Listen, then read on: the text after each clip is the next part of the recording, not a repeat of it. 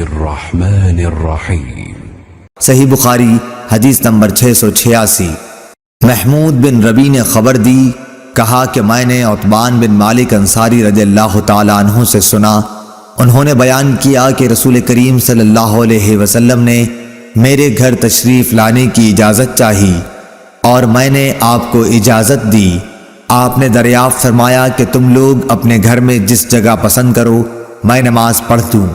میں جہاں چاہتا تھا اس کی طرف میں نے اشارہ کیا، پھر آپ کھڑے ہو گئے اور ہم نے آپ کے پیچھے صف باندھ لی، پھر آپ نے جب سلام پھیرا تو ہم نے بھی سلام پھیرا۔ صحیح بخاری حدیث نمبر 687۔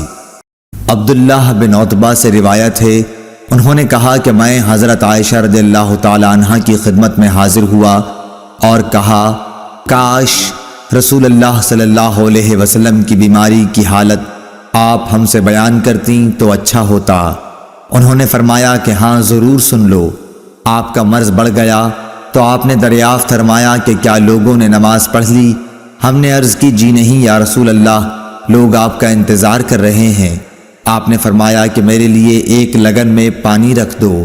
حضرت عائشہ نے کہا کہ ہم نے پانی رکھ دیا اور آپ نے بیٹھ کر غسل کیا، پھر آپ اٹھنے لگے لیکن آپ بے ہوش ہو گئے۔ جب ہوش ہوا تو پھر آپ نے پوچھا کہ کیا لوگوں نے نماز پڑھ لی ہے؟ ہم نے عرض کی نہیں حضور، لوگ آپ کا انتظار کر رہے ہیں۔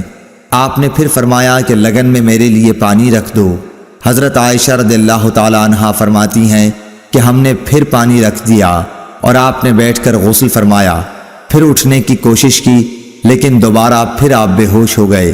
جب ہوش ہوا تو آپ نے پھر یہی فرمایا کہ کیا لوگوں نے نماز پڑھ لی ہے؟ ہم نے عرض کی کہ نہیں یا رسول اللہ، لوگ آپ کا انتظار کر رہے ہیں۔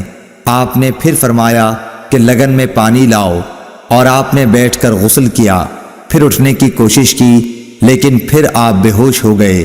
پھر جب ہوش ہوا تو آپ نے پوچھا کہ کیا لوگوں نے نماز پڑھ لی ہے؟ ہم نے عرض کی کہ نہیں یا رسول اللہ، وہ آپ کا انتظار کر رہے ہیں۔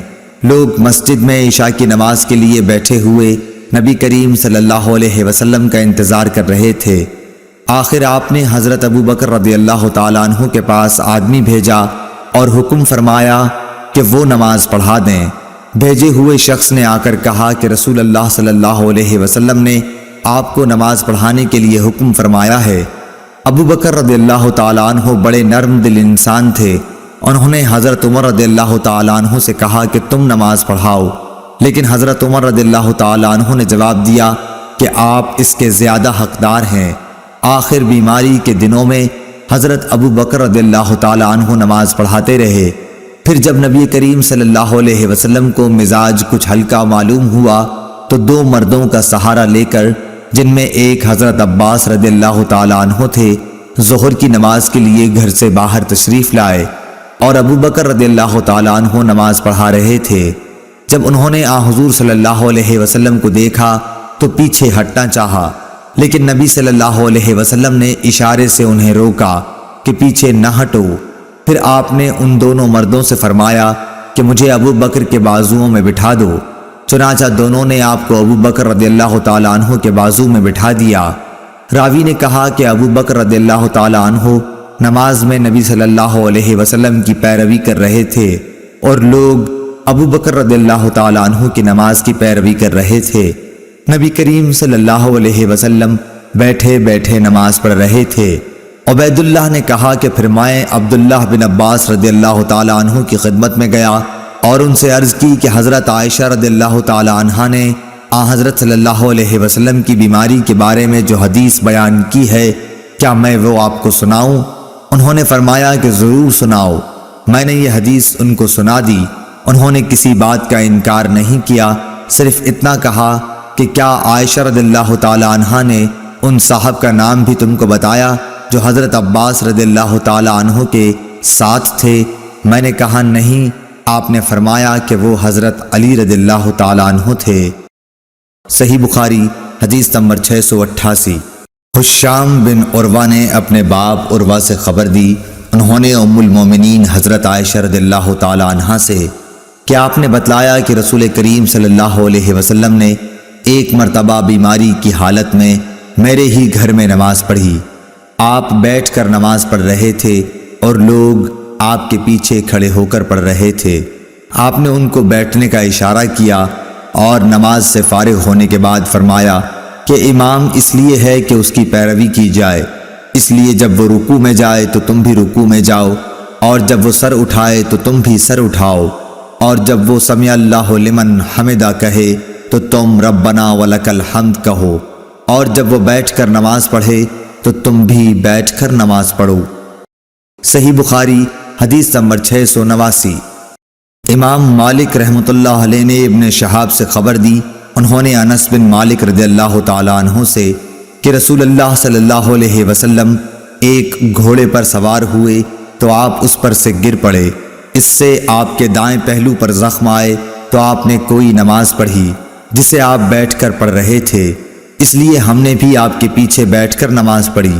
جب آپ فارغ ہوئے تو فرمایا کہ امام اس لیے مقرر کیا ہے کہ اس کی اقتداء کی جائے، اس لیے جب وہ کھڑے ہو کر نماز پڑھے تو تم بھی کھڑے ہو کر پڑھو، اور جب وہ رکوع کرے تو تم بھی رکوع کرو، جب وہ رکوع سے سر اٹھائے تو تم بھی اٹھاؤ، اور جب وہ سمع اللہ لمن حمدہ کہے تو تم ربنا لک الحمد کہو، اور جب وہ بیٹھ کر نماز پڑھے تو تم بھی بیٹھ کر پڑھو۔ ابو عبداللہ امام بخاری رحمۃ اللہ علیہ نے کہا کہ حمیدی نے آپ کے اس قول جب امام بیٹھ کر نماز پڑھے تو تم بیٹھ کر پڑھو کے متعلق کہا ہے کہ یہ ابتدا میں آپ کی پرانی بیماری کا واقعہ ہے، اس کے بعد آخری بیماری میں آپ نے خود بیٹھ کر نماز پڑھی تھی اور لوگ آپ کے پیچھے کھڑے ہو کر اقتداء کر رہے تھے۔ آپ نے اس وقت لوگوں کو بیٹھنے کی ہدایت نہیں فرمائی، اور اصل یہ ہے کہ جو فعل آپ کا آخری ہو اس کو لینا چاہیے، اور پھر جو اس سے آخری ہو۔ صحیح بخاری حدیث نمبر 690۔ عبداللہ بن یزید نے بیان کیا، کہا کہ مجھ سے برا بن عازب رضی اللہ تعالیٰ عنہ نے بیان کیا، وہ جھوٹے نہیں تھے بلکہ نہایت ہی سچے تھے۔ انہوں نے بتلایا کہ جب نبی صلی اللہ علیہ وسلم سمع اللہ لمن حمدہ کہتے تو ہم سے کوئی بھی اس وقت تک نہ جھکتا جب تک حضور صلی اللہ علیہ وسلم سجدے میں نہ چلے جاتے، پھر ہم لوگ سجدے میں جاتے۔ ہم سے ابو نعیم نے بیان کیا، کہا ہم سے سفیان سوری نے، انہوں نے ابو اسحاق سے جیسے اوپر گزرا۔